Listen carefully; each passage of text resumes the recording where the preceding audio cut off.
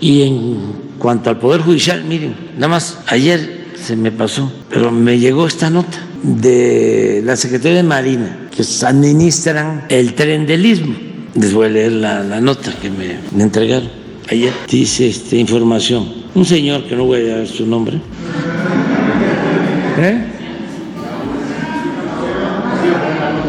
Ponla. Pues lo público es público. Raúl Bringas Burelo, basado en el decreto de ocupación temporal de los tramos que tenía concesionados Ferrosur. Esto es ¿cómo se llama? También Ferrosur. Bueno, Grupo México. Grupo México. En el corredor interoceánico, publicado en el 23, solicitó una indemnización, un pago, por la supuesta afectación a sus intereses, por la expropiación. Fíjense, yo no lo creía. En 1908 se está pidiendo una indemnización por una supuesta afectación a sus intereses, por una expropiación que se llevó a cabo en 1908 con Porfirio Díaz, ¿sí? Que fue cuando se hizo ese tren del Istmo, en un predio denominado Hacienda de Tierra Nueva, ubicada en el municipio de Coatzacoalcos, Veracruz. El 11 de octubre de 2023, el decreto de ocupación temporal quedó insubsistente. Eso es lo que me dice el almirante Morales y el almirante Ojeda, por lo que los actos reclamados quedaron sin materia. Además, que su derecho de indemnización está prescrito por tratarse de un acto realizado hace más de 100 años. Esto también lo estoy dando a conocer para que los trabajadores del Poder Judicial tengan información de que no es un asunto con ellos. Ellos tienen a salvo sus derechos. Es lo que tiene que ver con jueces, con magistrados, ministros, los machuchones. Se le dio contestación al interesado en el sentido de que el decreto en el que se basó quedó insubsistente. Ante esto, Raúl Bringas Burelo se amparó en distintos juzgados, los cuales se declararon incompetentes. También es importante esto, no todos los jueces son deshonestos. Y fue el juez sexto de distrito en Boca del Río, Veracruz, quien dio entrada al amparo y resolvió que el corredor interoceánico debe proporcionar al quejoso el procedimiento para ser indemnizado. El juez sexto de distrito ignoró por completo los argumentos de la empresa ferroviaria del Istmo, aun cuando el recurso de amparo se interpuso de manera extemporánea, denotando una total parcialidad hacia el quejoso y reconociendo un beneficio prescrito y el cual no fue reclamado bajo el procedimiento legal establecido. La empresa de Marina que administra el tren del Istmo presentará recursos de revisión ante el tribunal colegiado y además presentará una queja ante el órgano interno del Consejo de la Judicatura Federal. Fíjense lo esperanzado que está el almirante por el actuar indebido del juez. Pero esto es diario. Entonces, ¿cómo no vamos a reformar el Poder Judicial? Y quienes defienden que siga el Poder Judicial como está, pues están defendiendo esto. Ustedes saben que si hay una decisión de un juez, incluso de magistrados, de ministros, de que se pague, si el servidor público no paga, puede ser destituido y juzgado.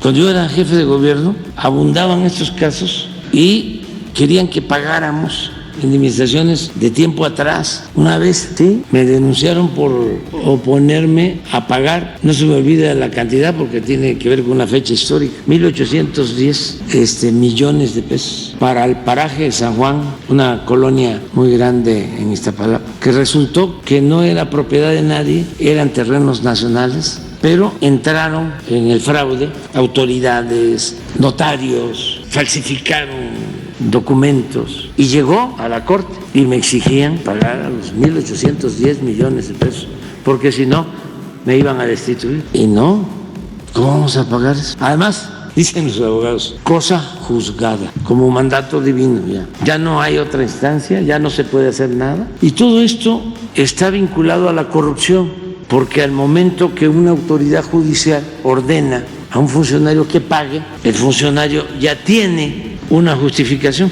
y entonces paga y recibe por haber pagado, por haber hecho el trámite, por portarse bien, una compensación, una recompensa, un soborno, un moche. Pero esto es así. Entonces debemos de seguir limpiando de corrupción. Hay un documento que circula de la Secretaría de Hacienda en donde señala que el paro de los trabajadores del Poder Judicial es ilegal. Incluso llama al Consejo de la Judicatura Federal a suspender los pagos y sancionar a quienes se mantengan en el paro.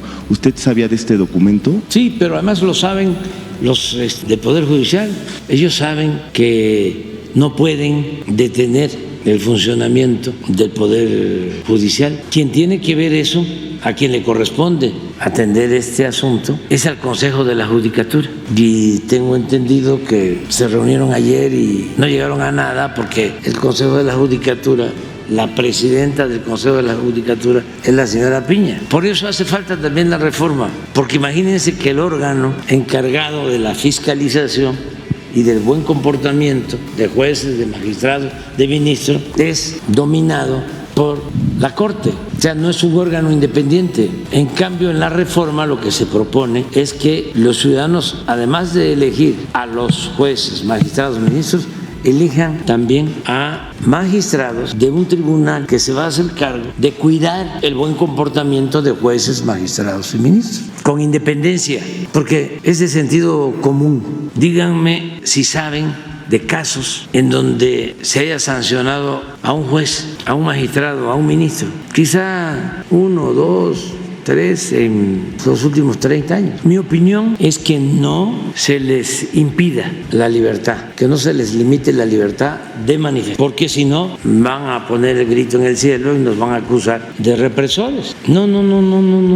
Ahorita ya nuestro pueblo está muy consciente y todos los actores públicos tenemos que aprender a autolimitarnos. Cuando hay ese tipo de cosas, no lo ve bien la gente. No hay necesidad de prohibir. Todos esos actos son regulados cuando existe una sociedad como ahora, muy consciente. Y por otro lado, pues yo quisiera que este señor estuviese en huelga, este juez, para que esté en activo. Y así me gustaría que estuvieran otros. Nada más la única que quisiera yo que esté en activo es la señora Piña, que tiene ahí un asuntito que nos interesa mucho, que ya le mandamos una carta ayer, pero no la vamos a leer, se las vamos a dar. Nada más ponla así, no la vamos a leer, pero sí le estamos pidiendo que ya nos resuelva un caso de 35 mil millones de pesos. Y además aprovecho para que ya no nos va a tocar a nosotros, pero se lo dejamos al próximo gobierno. Presidente, solamente para aclarar, entonces usted llamaría a que no se les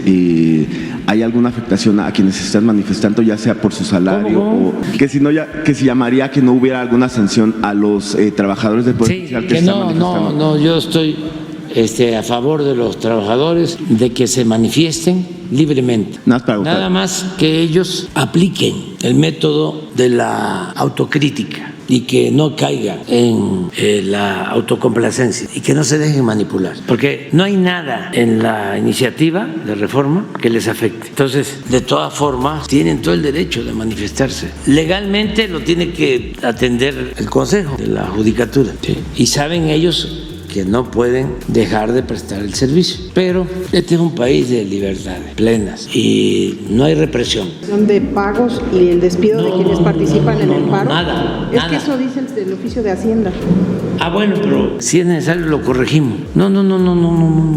Es que también los servidores públicos tienen que actuar así por su responsabilidad, pero en este caso la libertad tiene que estar por delante y por encima. Entonces llamaría a que se revisara este documento. Sí, yo mejor hago un llamado, ¿no?, a que los que se están manifestando recapaciten, o sea, que entren en razón, que no se dejen manipular y que si hubiese alguna afectación a sus intereses, que presenten específicamente por qué ellos están en contra, porque lo que se está planteando es elegir a los jueces y además no se les va a quitar el derecho a los jueces actuales, ni a los magistrados, a los ministros. Es más, ellos tienen pase directo para ser candidatos. Los nuevos que se inscriban, si son muchos, la comisión va a a revisar si llenan los requisitos y si son muchos, se va a elegir un juez y van a haber 200 solicitudes. Pues se va a revisar, cumplen con los requisitos, pero si cumplen con los requisitos de 200, 150, va a haber un procedimiento de insaculación para ver quiénes van a ir a la boleta, pero no lo va a decidir nadie, sí, va a ser la suerte. Llenando el requisito, cualquier ciudadano, en este caso abogado, puede participar. Y además, en 3 años, que es lo que deberían de estar ya pensando, 3 años vienen elecciones para la renovación de la Cámara de Diputados. ¿Por qué en vez de estar aferrados, haciendo hasta el ridículo, no se ponen a definir una estrategia? Primero, hacer una revisión autocrítica. ¿Por qué el pueblo no quiso que regresara la corrupción?